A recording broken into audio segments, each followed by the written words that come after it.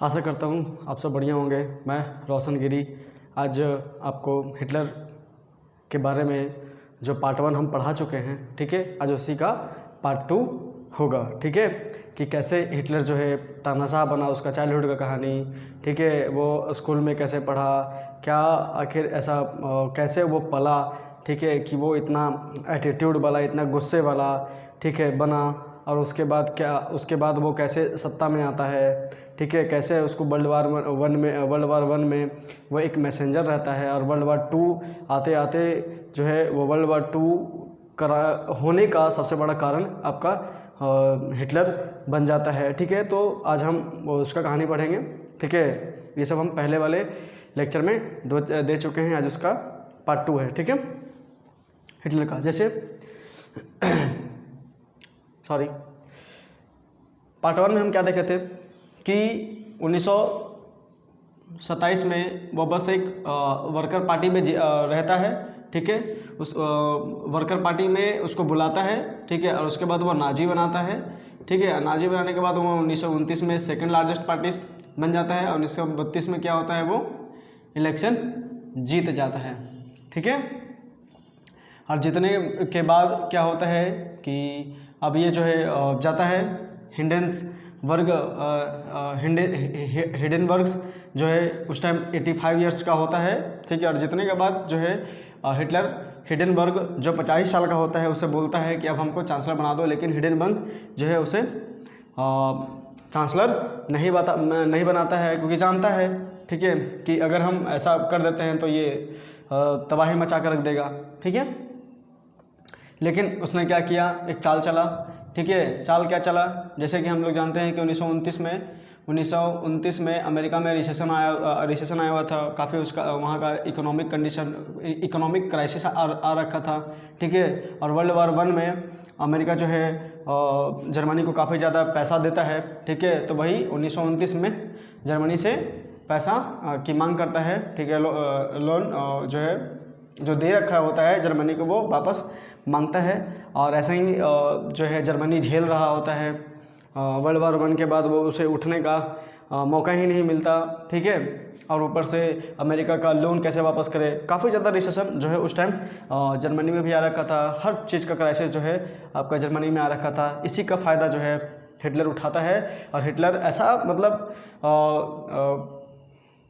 अपने आप को सबके सामने पेश करता है कि वो ही बस जर्मनी को आगे जो है डेवलप करा सकता है। इसको हम ट्रीटी ऑफ वर्साइल से छुटकारा दिलवा सकता है, ठीक है, ठीक है। तो इस तरीके से हिटलर जो है वो क्या करता है कि जब हाइडेनबर्ग जो 85 ईयर्स के रहते हैं, ठीक है, नाजी पार्टी जीत तो जाता है, लेकिन चांसलर जो है हिंडनबर्ग जो है वो नहीं बनने देते हैं हिटलर को, ठीक है। बार बार आकर के परेशान करता रहता है हिंडनबर्ग को कि हमको जर्मनी का चांसलर बना दो, लेकिन हिंडनबर्ग जो है मना करते रहते हैं। तो उसके बाद क्या होता है कि वो झूठ मूठ मतलब SA और SS टाइप का 2 ऑर्गेनाइजेशन बनाता है, और ये ऑर्गेनाइजेशन में ऐसा मतलब चापलूस लोग होता है जो हिटलर के इशारे पे हर काम करता है, और ये जो है जगह जगह पे जा कर के लोगों को मारना, पीटना, ठीक है, काटना, SA और SS जो है काफ़ी ज़्यादा भयंकर तबाही जो है मचाता है, ठीक है। तो हिंडनबर्ग काफ़ी ज़्यादा इससे परेशान हो जाता है, ठीक है। तो जो है हिंडनबर्ग को बोलता है कि हम SA और SS से है जो है हम छुटकारा दिलवा सकते हैं, लेकिन ऐसा नहीं है। उसी का तो ऑर्गेनाइजेशन ये रहता है, ठीक है। लेकिन अपने आप को मतलब सबके सामने ये पेश करना चाहता है कि मैं जो है जर्मनी को बचा सकता हूँ SA और SS से, ठीक है। उसके बाद जब 8 मई 1932 में जो है सेक्युलर पेपोन ये दोनों जो है चांसलर बनने का मतलब कह सकते हैं कि इनमें भी ऐसा क्वालिटी था, ठीक है, कि ये भी चांसलर बन सकते हैं, ठीक है। और इधर से जर्मनी का ये हिटलर तो जीत ही चुका था इलेक्शन, ठीक है। तो पेपोन जो है वो सपोर्ट करता है हिटलर को कि ठीक है हिटलर को चांसलर बना दो, लेकिन जो स्काइलर है वो मना करता है हिडेनबर्ग को कि नहीं, अगर ये चांसलर बन गया तो मतलब हम जर्मनी जो है काफ़ी ज़्यादा मतलब जर्मनी में काफ़ी ज़्यादा प्रॉब्लम क्रिएट होगा, काफ़ी भयंकर तबाही मचा करके रख देगा ये हिटलर। ठीक है, ऐसा रोते रोते जो है हिडेनबर्ग को बोलते हैं, लेकिन क्या होता है कि ये मानता नहीं है। ठीक है, उसके बाद आपका जो है ये चांसलर जो है बन जाता है। जनवरी 30 मई 1933 को ये चांसलर बन जाता है। और जैसे ही ये जर्मनी का चांसलर बनता है, ठीक है, तो ये सीधे क्या करता है कि राइन अटैक कर देता है। राइन अटैक का मतलब क्या कि जो वहाँ का पार्लियामेंट्री सिस्टम था, पार्लियामेंट्री था, डायरेक्ट उस पर अटैक कर देता है। और उस पर अटैक करने के बाद क्या होता है ना कि उसका मानना ये रहता है कि अगर ये रहेगा तो हमारा जो चांसलर का पोजीशन है वो जा सकता है। इसलिए डायरेक्ट क्या करता है राइन अटैक कर देता है, वहाँ पूरे पार्लियामेंट को जला देता है कि ना लीडर रहेगा ना ही कोई ऐसा सिस्टम बनेगा, ठीक है, जो हमको अगेंस्ट करे। हिटलर ऐसा बोलता है, ठीक है, और राइन अटैक करवा के पार्लियामेंट को जला देता है। ठीक है, उसके बाद जो है हम कह सकते हैं कि इसी की वजह से वो एक कह सकते हैं कि टोटलिज्म और डिक्टेटरशिप में मतलब काफ़ी ज़्यादा तनासा हो चुका था, डिक्टेटरशिप ज़्यादा वहाँ आ गया था। ठीक है, राइन अटैक के बाद ही, क्योंकि वहाँ के पहले वाले गवर्नमेंट को ही ये ख़त्म कर चुका था। ठीक है, उसका मानना ही था कि जो अब जर्मनी मैं ही जर्मनी हूँ, ऐसा उसका मानना था। ठीक है, उसके बाद क्या होता है कि जो जानते ही आप कि हम ज्यूस के बारे में पहले ही हम बता चुके हैं। ठीक है, कि ज्यूस पे कैसे हिटलर जो है एक ही दिन में 60 लाख ज्यूस को मार दिया गया था। ठीक है, और 60 लाख एक रात में 60 लाख ज्यूस को मार दिया गया था। ठीक है, ज्यूस को ख़त्म करने के लिए कंसंट्रेशन कैंप बना दिया गया था। कंसंट्रेशन कैंप का मतलब कि जहाँ पर यहाँ इस मतलब कि ज्यूस जहाँ भी रहे वहाँ से पकड़ के लाओ और इसको आग की भट्टी में डालो, ऐसा कैंप था। ठीक है, कंसंट्रेशन कैंप। ठीक है, और ज्यूस को सबसे खराब जाति के तौर पे देखा जाता था, और उसी खराब जाति का नाम था घाटो मतलब गैटो। ठीक है, गैटो ही मतलब वहाँ के लोग जो हैं ज्यूस को बोला करते थे, जबकि ऐसा नहीं था कि वर्ल्ड वॉर में काफ़ी ज़्यादा ज्यूस जो है हेल्प करता है। ठीक है, और वहाँ के जर्मनियन लोग भी जानते हैं, लेकिन ऐसा मतलब जर्मनी के लोगों में ऐसा बना देता है हिटलर मतलब कि ज्यूस जो है, ज्यूस की वजह से ही हम लोग वर्ल्ड वॉर 1 हारे थे, और जिसकी वजह से वहाँ जर्मनी के लोग भी जो है ज्यूस से नफरत करने लगते हैं। ठीक है, फिर बाद में जर्मनी को बुरा लगने लगता है कि हम जो कर रहे हैं वो गलत कर रहे हैं। ठीक है, उसके बाद क्या होता है कि जो एसएस संगठन था, ठीक है, एसएस संगठन जो बनाया था ऑर्गेनाइजेशन हिटलर, ठीक है, उस संगठन का लीडर जो है हेनरिक हाइमर को बना देता है। वही हेनरिक हाइमर है, ठीक है, जिसका पूरा परिवार और हिटलर का पूरा परिवार जो है फ्यूहर बंकर में अपने आप को मतलब सुसाइड कर लिया था। ठीक है, क्योंकि हिटलर जब मरने वाला था तो उस टाइम हेनरिक हाइमर मतलब बोलता है कि अगर हिटलर ही नहीं रहेगा तो हम क्या करेंगे रह करके। और ये दोनों जो है मतलब ये सब इसका ग्रुप जो है फ्यूहर बंकर में सब मिलकर के क्या होते हैं, सुसाइड कर लेते हैं। ठीक है, उसके बाद मतलब क्या होता है कि जब जैसे मतलब ये घटना तो 1945 में जब रसिया और अमेरिका जब वर्ल्ड वार 2 में एंट्री करते हैं, और उस वर्ल्ड वार 2 में एंट्री करने के बाद जर्मनी को 2 भाग में बांट करके बीच में दीवार खड़ा करके, ठीक है, ईस्टर्न पार्ट रसिया ले लेता है और वेस्टर्न पार्ट जो है अमेरिका लेता है। वो तो दीवार तो है काफ़ी बाद में टूटा, ठीक है, तब जाकर के फिर से जर्मनी का एकीकरण हुआ। लेकिन ये काफ़ी लास्ट की बात है, इससे पहले भी बहुत कुछ हुआ है, उसके बारे में थोड़ा हम डिस्कस कर लेंगे। जैसे कि क्या हुआ कि वर्ल्ड वार 2 में जितना भी वर्ल्ड वार 1 में जितना भी ट्रीटी ऑफ वर्साइल था, ठीक है, बहुत सारे संधियां था, ठीक है, तो जैसे ही हिटलर चांसलर बनता है वो सब खत्म कर देता है। ठीक है, कि कोई ट्रीटी ऑफ वर्साइल नहीं था, कोई लोन जो है वो जर्मनी नहीं लिया था। ठीक है, ऐसा हिटलर जो है बोलता है।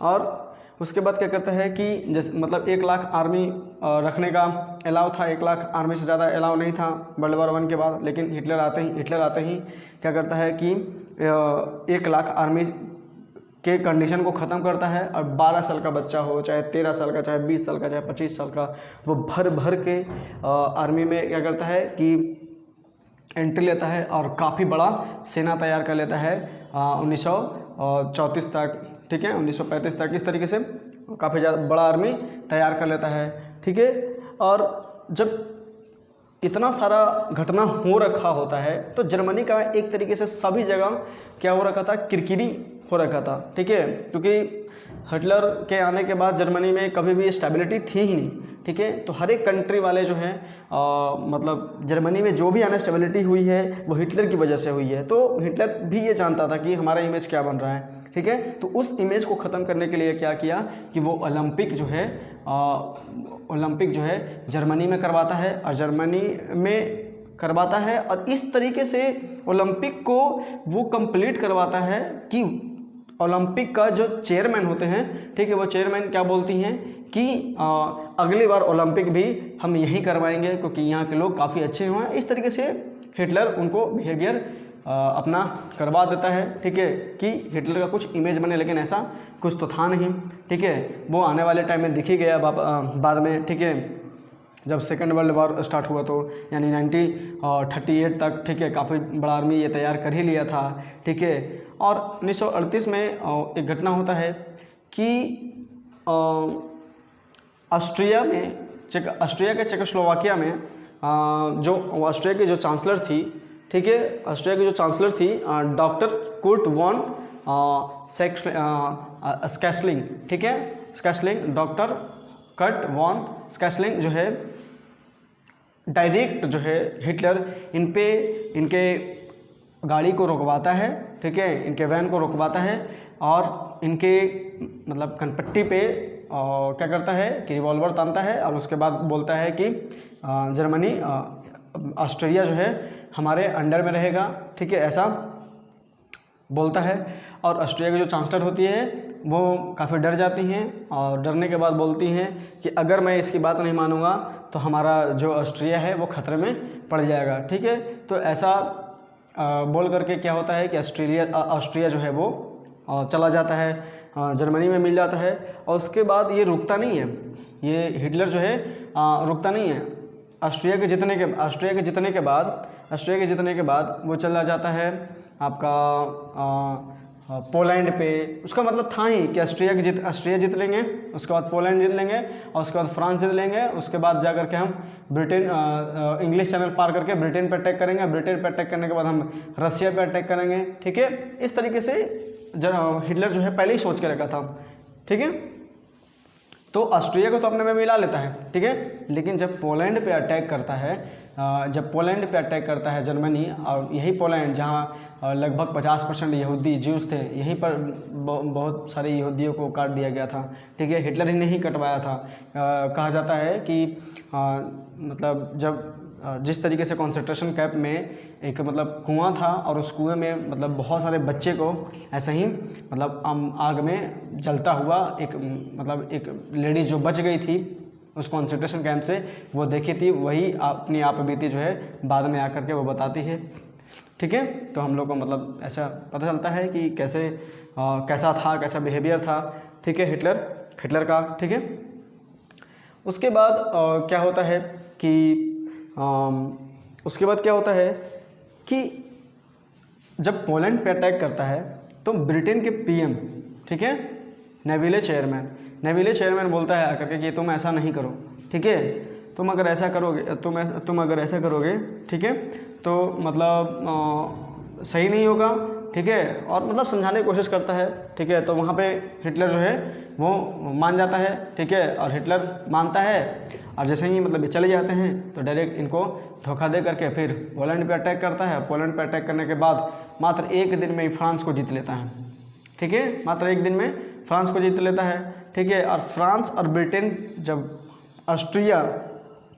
ऑस्ट्रिया पे जब जर्मनी अटैक कर लेता है, ठीक है, तब तक जो है फ्रांस और ब्रिटेन जो है शांति से देख रहे होते हैं, लेकिन जब पोलैंड पे अटैक करते हैं तो अब फ्रांस और ब्रिटेन जो है एक्टिव होते हैं, ठीक है। और एक्टिव होने के बाद क्या करते हैं कि फ्रांस और ब्रिटेन के साथ जर्मनी का वॉर होता है, ठीक है। कहा जाता है कि एक जगह था, ठीक है, जिसका नाम था डचे, ठीक है, डचे ही नाम था शायद, याद नहीं आ रहा, ठीक है। डच ए जगह था, उस जगह में क्या था कि एक बंकर था, ठीक है। उस बंकर में फ्रांस आर्मी, ब्रिटेन आर्मी काफ़ी ज़्यादा मौजूद था, ताकि हम जर्मनी को यहाँ से आगे बढ़ने ना दें। लेकिन जर्मनी जो है एयर स्ट्राइक करके क्या करता है कि इस पूरे बंकर में जितना भी आर्मी होता है उसको तबाही से मतलब हरा देता है। और इसके बाद जो हिटलर का जो मोराल होता है वो काफ़ी स्ट्रॉन्ग हो जाता है, ठीक है। हिटलर का जो मोराल होता है वो काफ़ी स्ट्रॉन्ग हो जाता है और वो सोचता है कि अब जो है मैं बहुत इजीली फ्रांस पे और ब्रिटेन पे कब्जा कर लूँगा, और ब्रिटेन पे कब्जा करने के बाद हम चले जाएंगे रूस में, ठीक है, रूस पे अटैक करेंगे, ठीक है। लेकिन एक दिन में फ्रांस को तो जीत लेता है, एक दिन में फ्रांस को जीत लेता है, ठीक है। और जब ब्रिटेन को जीतने का बारी आता है तो जो है हिटलर क्या करता है कि यहाँ अपना एयरफोर्स को भेजता है, ठीक है। और एयरफोर्स भेज करके वहाँ के सिविलियन को मारना स्टार्ट करता है, ठीक है, ठीक है। ब्रिटेन के एयरबेस को तो तबाह करता ही है, तब तक जो है रॉयल आर्मी जो है यानी आपका ब्रिटेन का एयरफोर्स जो है रॉयल आर्मी वो शांत रहता है, ठीक है। और मतलब वहाँ के सिविलियन को, वहाँ के एयरबेस को ख़त्म करना शुरू कर देता है। तो 57 डेज तक लगभग जर्मनी जो है पूरा एकदम ब्रिटेन में जगह जगह क्या करता है, एयर स्ट्राइक करता है। तो 57 डे तक क्या होता है कि रॉयल आर्मी को अच्छा मौका मिल जाता है अपने आप को तैयार करने का, ठीक है। और ये फिर रॉयल आर्मी क्या करती है कि जर्मनी पे अटैक करना स्टार्ट करती है, और फिर वहाँ से जर्मनी को पीछे हटना पड़ता है, ठीक है। अब यहाँ पर बस हिटलर का गलती ये होता है ना कि वहाँ से अगर पीछे नहीं हटता, ठीक है, और वो रूस पे, क्योंकि उसका मानना था कि इसको ब्रिटेन को तो हम कभी भी देख लेंगे, ठीक है, कभी भी हरा देंगे, ठीक है। और वहाँ से अपने आर्मी को रोक करके वो भेज देता है रूस, ठीक है, कि अब हम रूस पे भी अटैक करेंगे। लेकिन रूस कितना बड़ा है, ठीक है, और ये हिटलर को शायद पता नहीं था। वहाँ रूस के आर्मी कितना बड़ा है ये भी शायद हिटलर को पता नहीं था। रूस का मौसम कैसा है और किस मौसम में युद्ध लड़ने वाला है रूस से, ये भी शायद हिटलर को पता नहीं था। ये 3 चीज़ से अनभिज्ञ था, उसको पता नहीं था, ठीक है, जिसका भुगतान इसे करना पड़ता है। और स्टेलिन का रेड आर्मी यानी रूस का स्टेलिन का रेड आर्मी जो है वो अटैक करना स्टार्ट करती है, और कहा जाता है कि बहुत भयंकर तरीके से यहाँ पर जो है जर्मनी का पतन होता है। फिर उधर से अमेरिका भी एंट्री ले लेता है वॉर में, और अमेरिका और रूस सारे जर्मनी में जो है तबाही मचा देते हैं। और जर्मनी को 2 भाग में बांट करके हाफ भाग जो है वेस्टर्न पार्ट अमेरिका ले लेता है और ईस्टर्न पार्ट रूस ले लेता है, ठीक है। तो ये रहा हिटलर का कहानी, हिटलर का सेकेंड पार्ट, ठीक है। अब हम कल जो है वर्ल्ड हिस्ट्री में वर्ल्ड वार 1 और वर्ल्ड वार 2 पढ़ेंगे, ठीक है, अच्छे तरीके से, ठीक है। Thank you.